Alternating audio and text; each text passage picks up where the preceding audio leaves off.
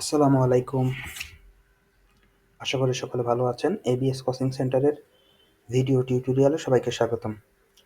আজকে আমরা যে বিষয় সম্পর্কে কথা বলবো খুবই গুরুত্বপূর্ণ একজন শিক্ষার্থীর জীবনে, সেটি হচ্ছে পঞ্চম শ্রেণীর গণিত। এই পঞ্চম শ্রেণীর গণিত যদি কেউ খুব ভালোভাবে শিখে যেতে পারে, পরবর্তী ক্লাসগুলো অর্থাৎ 6, 7, 8 এবং এসএসসি পর্যন্ত তার বেসগুলো অত্যন্ত স্ট্রং হয়ে যাবে। কেউ যদি এখানে খারাপ করে তাহলে পরবর্তীতে যে তার জন্য অন্য অঙ্কগুলা বোঝা খুবই কঠিন। ছাত্রছাত্রীরা যারা ক্লাস 5-এ খুব ভালো অঙ্ক পেরেছে বা খুব ভালোভাবে অঙ্ক শিখেছে, তারা পরবর্তী ক্লাসগুলোতে যেয়ে তাদের অঙ্কে তেমন একটি সমস্যা হয়নি।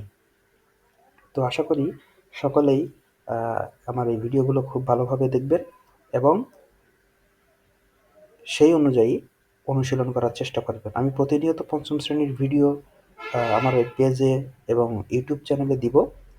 আপনারা আশা করি আমার ইউটিউব চ্যানেলটি এবং আমার পেজটিকে ফলো করে রাখবেন। তো প্রথমে আমি বলি, এখানে আমি প্রথমে গুণের 3টা সূত্র লিখেছি। গুণফল অধ্যায়ের প্রথম অধ্যায়ের প্রথমে আছে গুণফল ইকুয়াল টু গুণ্য গুণ গুণক।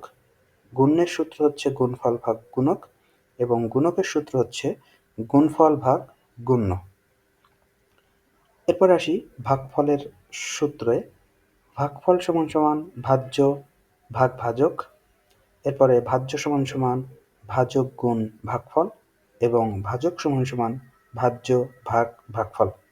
এই সূত্রগুলাকে যদি আমরা খুব ভালোভাবে আয়ত্ত করে নিতে পারি, তাহলে আমাদের জন্য একটি ছোট প্রশ্ন এবং একটি সংক্ষিপ্ত প্রশ্ন, অর্থাৎ একটি টিক এবং একটি ছোট প্রশ্ন আমরা এখান থেকে কমন পাওয়ার উপযুক্ত এবং এখান থেকে প্রায়ই প্রশ্ন এসে থাকে। আমাদের প্রথম সাময়িক পরীক্ষায় এখান থেকে প্রশ্ন আসবে। তারপরে বিভিন্ন কোচিং সেন্টারে যদি আমরা পরীক্ষা দিয়ে থাকি, এখান থেকে প্রতিনিয়ত প্রশ্ন এসে থাকে। এজন্য আমরা এই 6টা সূত্র যদি ভালো করে মুখস্থ করে যেতে পারি, তাহলে এটা আমাদের জন্য খুবই ভালো হবে।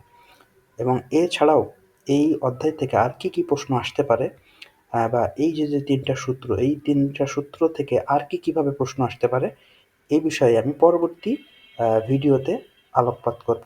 তো আশা করি আমাদের সাথেই থাকবেন।